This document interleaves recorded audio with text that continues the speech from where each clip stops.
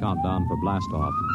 X minus 5, 4, 3, 2, X minus 1, fire.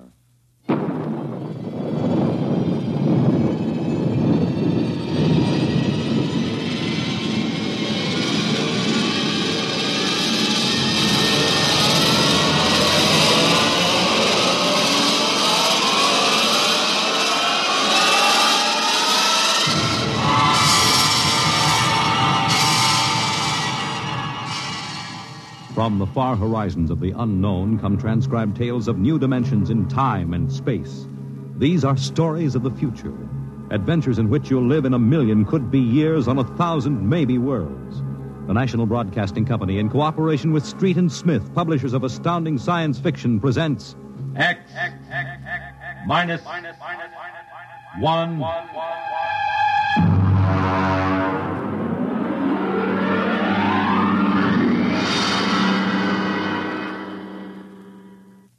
Tonight's story, Requiem by Robert Heinlein.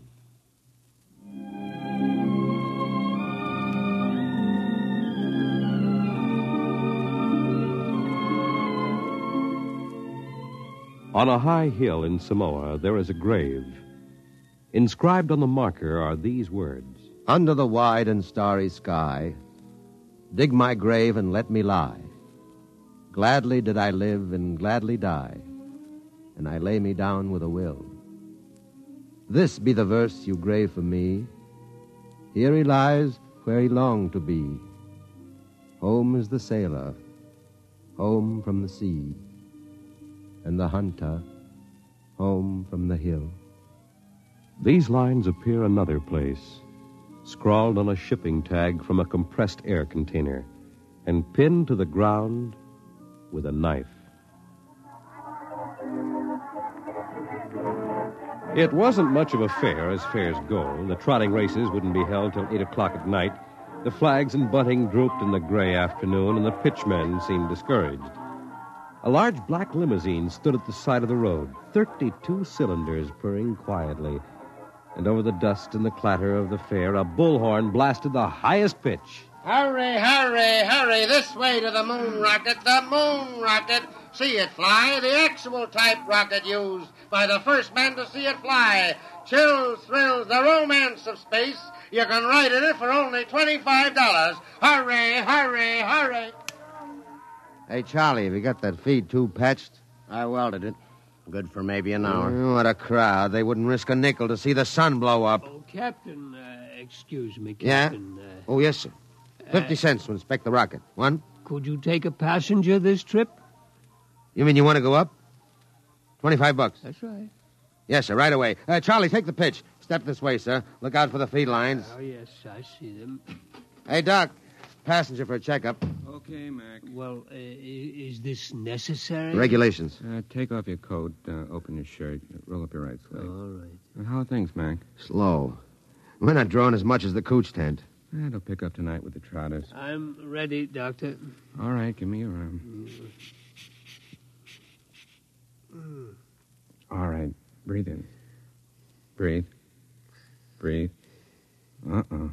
Sorry, Mac. No go, Doc? Cardiac condition I couldn't certify. I'm sorry. You mean you won't take me up? He's the doctor. Well, I rather expected it. Sorry. Between you and me, we could have used the 25. Excuse me, Captain. Yeah? Could you and your engineer have dinner with me after your flight? Dinner? At my home. My car's over there. That's your car? The limousine? That's right. You serious, Mac? You want Charlie and me for dinner? Of course. Okay. Okay. Don't see why not. Thanks.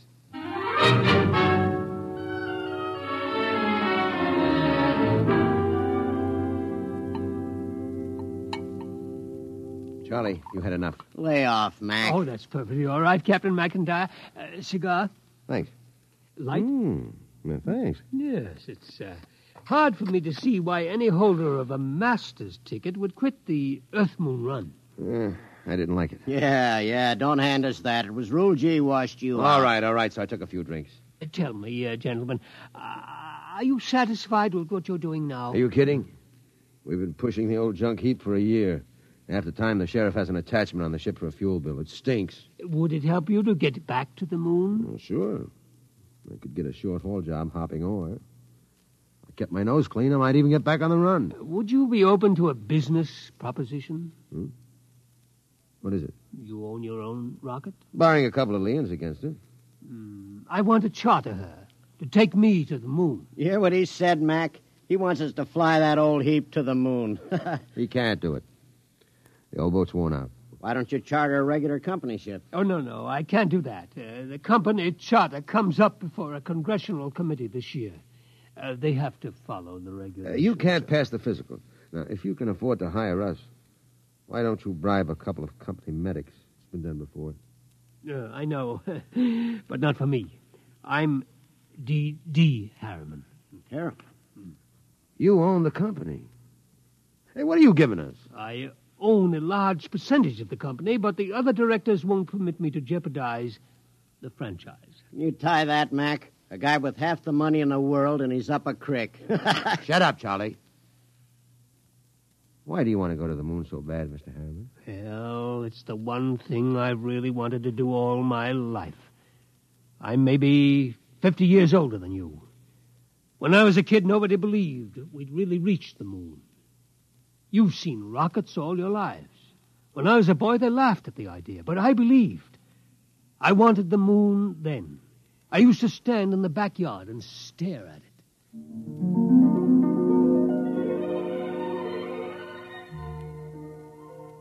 How far away is it, Mom? The moon? Far enough. Why don't people fly to the moon? They can't. Why not? They just can't. But not now, anyway. Someday I will. What? Fly to the moon. Sure. Now, come on, Del. Inside. Way past your bedtime. There wasn't enough money for college, so I worked. Stock boy at the old Ford plant in Detroit, accountant, credit manager for a mail-order house, then New York and Wall Street, and then transportation. The monorail line between New York and Chicago, the Atlantic Pressure Tunnel, and then Harriman rockets. Del, I want to talk to you. I'm working, Charlotte. You talk to me now, Del, or you may not get another chance. What is it? Fred Lott was in. You've sold out again. I run the business, Charlotte. Del, I'm fed up with it. Up to here. I married you because I love you. I still love you, but I'm fed up. Now, what is it, Charlotte? We're not young anymore. Fred tells me you've bought into a bankrupt engineering firm, sunk every nickel in it. Well, they own the Schwarzmiller fuel injector patents. I need them. How many times do we have to start over? I'm tired. I'm not asking for millions, just a little life for the two of us. I didn't know about the divorce for a month. I lost the papers under a stack of blueprints and stock prospectus. That night I walked through the park, watching the full moon move across the sky. My old friend. I could recognize the wrinkles. Crisium, Mare fecundatus, Mare twinkulatus, the lunar Apennines.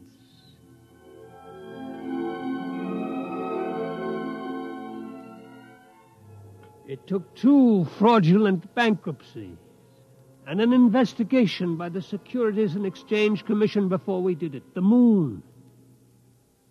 There were 3 injunctions on the rocket before it blasted off. I was going on the second trip, but my considerate board served a court order on me. You can't go there. Fred, I'll break you if it's the last thing I do. Del, you've got a bad heart. That's no secret. No. If you die out there, the whole card house comes down. Now, we've got an equity in this corporation. We're going to see it protected. You've sucked us in on this wild scheme, and now that it paid off, you're going to sit right down here on Earth and see that the dividends come out on time. You're not going to the moon, Del. Forget it. I never went. By the time my lawyers shook off the restraining orders, the first cargo rocket had crashed in the Pacific, and Congress rushed through the Space Precautionary Act. My heart kept earthbound, and now I'm old. I've lived longer than I should, but I would not let myself die. I will not until I have set foot on the moon. There, Captain McIntyre, you asked why I wanted to go to the moon, Well? You find a ship, Mr. Harriman, and I'll drive her. You'll hit the moon. All right, then we can get down to business. I'll have contracts drawn up for you. You, too, will have to buy me a ship. I can't do it openly, of course. My dear board of directors would find out and slap a court order on me. We can't get credit. Oh, don't worry. I'll supply the cash in advance. Pick some ship that can be fitted for the jump. A strato yacht. Apply for a strato license. Then after it's issued, you move to a piece of desert. I'll find a strip and buy it. You mean fit her out there? Yes. We'll install extra fuel tanks, change the injectors and timers for space flight. Charlie, you think you can manage the changeover without a dockyard and shops? Well, I'll have to have a load of power tools and a lot of time. It'll be haywired and spot welded. Just so it doesn't blow up when I slap the keys. It won't blow. Well, that's what you said about the last ship. Now, cut it out, will you? I ask you, Mr. Harriman, that last ship was a junk heap and we knew it. Now, this'll be different. We're going to spend some dough and do it right.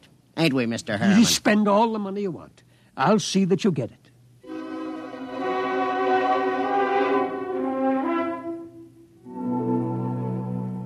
$132 shares of Apex Holding at 60% of par. Check. 52 preferred of Spaceways Fuel, 50% off par. Check. That's the list. Oh, Mr. Harriman, there's a process server outside. Yeah? What is it? I don't know, sir, but I think it's a subpoena. Oh, I was expecting that. Ashley, get Mr. Kamens on the phone. I think it's time for my lawyer.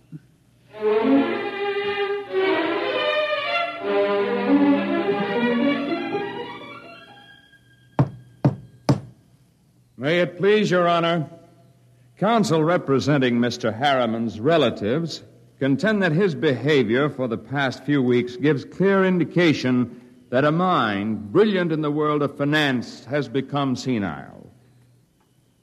They petition you to declare him incompetent and to assign a conservator to protect his financial interests and those of his heirs.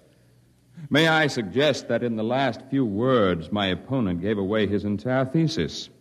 It is evident that the petitioners believe that my client should conduct his affairs in such a way as to ensure that his nephews, nieces, and their issue will be supported in unearned luxury for the rest of their lives. Therefore, we pray this court will confirm my client in his right to do what he likes with his own. Deny this petition and send these meddlers about their business.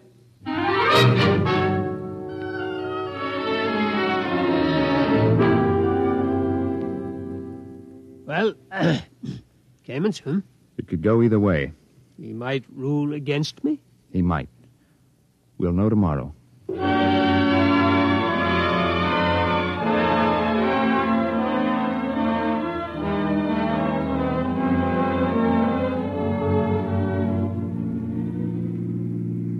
Here it is. Eccentric millionaire disappears. Yes. You eccentric, Mr. Harriman? Well, they used to call me crazy, but that depends on your credit rating. A bench warrant under contempt proceedings has been issued. They won't find me out here. How is the work going, Charlie? My end's in pretty good shape. Well, are you ready to go? My nephews will have detectives out looking for me. Well, I could run those calibration tests tonight. Take till midnight. After that, it's up to the Commodore here. There she is, Mr. Harriman. That's the job that'll take you to the moon. It's a good ship, isn't it? Hey, Mac, stop the car. Yeah. All right. Oh. He's out? Look at him. Where's his medicine? Vest pocket. Here. Break the glass. Hold around his nose. He looks lousy. Yeah. There. He's breathing easy. Come around soon. Mac, We ain't going through with this. Why not? It's murder. He'll never stand up under the initial acceleration. Maybe not, but that's what he wants to do. You heard him. I don't like it. He's an okay old buzzard. What do you want to do with him? Send him back to Kansas City so his no-good nephews can shut him up in the cellar? No, but... Okay, then. Now get out there and make your setup for those test runs. Get that ship ready to fly.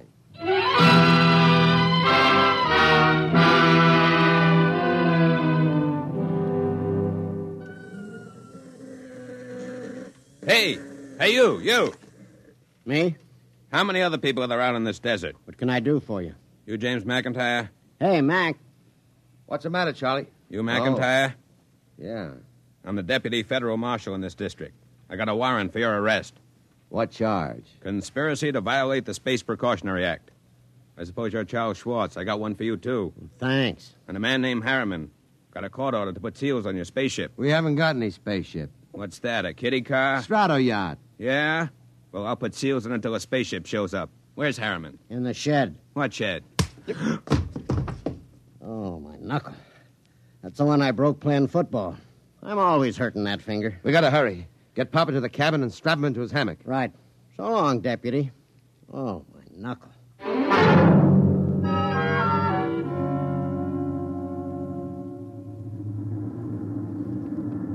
She's warm, Charlie.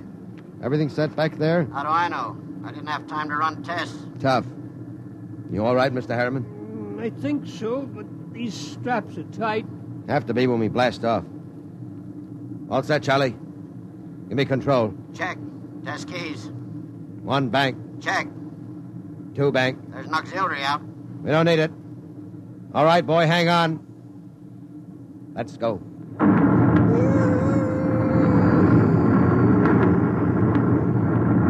How are you, Pop? I'm doing fine. Couldn't be better. You better stay in your hammock. I'll loosen the straps a little. What is it? Nothing. Just go easy on that You side. ain't fooling me none, Pop. You got a couple of busted ribs. There isn't much I can do till we ground. You take a neobaritol, and I'll wake you when we cut jets. No, I'll stay awake. Okay, just as you say, Pop.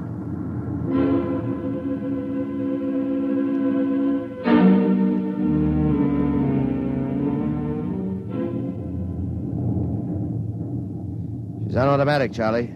How are the tubes holding up? Fine, tight as a drum. She handles nice. How's Pop? Alive, but he's in bad shape. How bad? Cracked a couple of ribs in the takeoff. I don't know what else. You think he'll last the trip? His heart was pounding like an off-time valve. Well, he'll last. He's tough. Tough. He's delicate as a canary. I don't mean that. He's tough down inside where it counts. Just the same, you better set her down awful easy if you want him alive. I'll make a full swing around the moon and ease her in an involute approach curve. It'll go fine if we got enough fuel.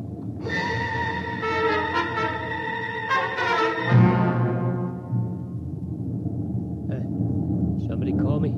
Something wrong, Pop? Thought somebody was calling me. Must have been asleep. I swung your hammock around. We're breaking now. There she is ahead. The moon. I've seen 1,000 photographs. There. That's Copernicus. Tycho. You know it all right, Pop. Where are you landing? Mare Imbrium between Aristillus and Archimedes. Oh, that's about 40 miles from Luna City, isn't it? Yeah. It won't be easy landing without ground approach radar, will it? I've done it before.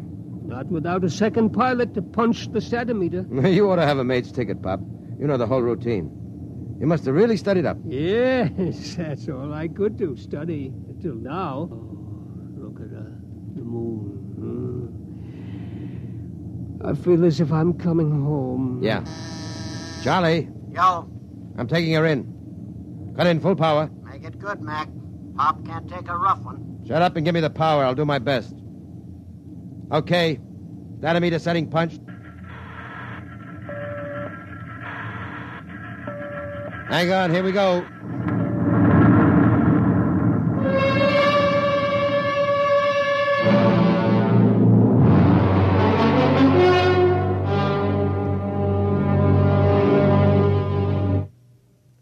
That was a lousy landing, Mac. Dynamite adrift. How's our passenger? Quiet. Now look. I wouldn't make any bets. That landing stunk. Will you shut up? I did my best. Hey, Pop. He's alive. There's blood in his mouth. He's trying to say something. Take it easy, Pop. We're down. Oh, where? Take it easy. vacuum suits. Where are they? Steady, Pop. You can't go out there yet. We got to give you some first aid. Give me that suit. What do you think, Mac? Might as well. Get the suit out of the locker. Yeah, we'll use the big one. Be more comfortable. Okay. Hurry. Okay, Pop. Easy now. Hurry. All right, pull it up. Seal these zippers, Charlie. Take it easy. All right. The helmet. Air diaphragm set. Check. Air valve. Set. Lift it on him. Don't hit him.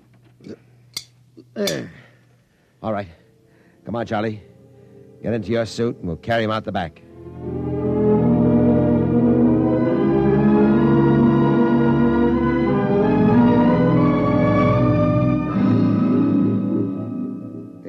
Easy with him. Okay. You all right, Pop? Outside. Take me outside. His left leg is gone. Get your shoulder under him. Right. Open the lock. All right, Pop. Come on. We're going out on the moon.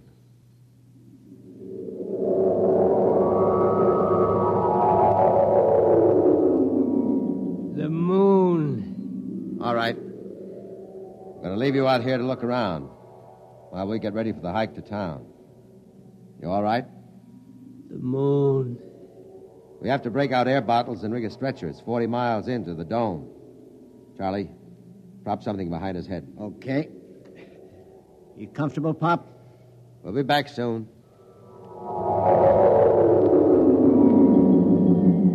Moon. I can feel the pumice dust, and it doesn't hurt anymore.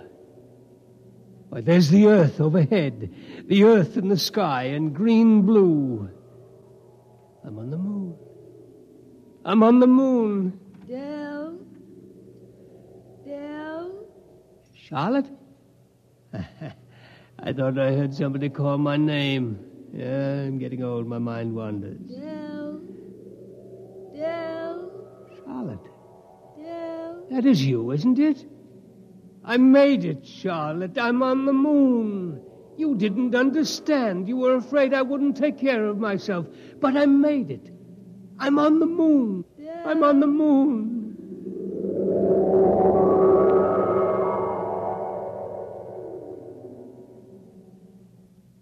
Come on, Charlie. We better get Pop going. Here, give me a hand getting him on the stretcher. Never mind the stretcher, Mac. What's the matter? He won't need it. He's dead. Oh. Better get out the pumice skis and the air bottles. It's a long walk to town. Yeah. What about him? Looks as if he's resting, doesn't he? Propped up, looking out on the pumice.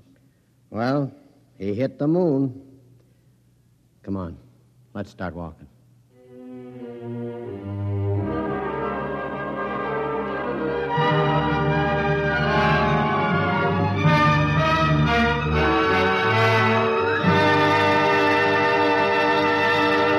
You have just heard X-1, presented by the National Broadcasting Company in cooperation with Street and Smith, publishers of astounding science fiction. Your announcer, Fred Collins. X-1 was an NBC Radio Network production.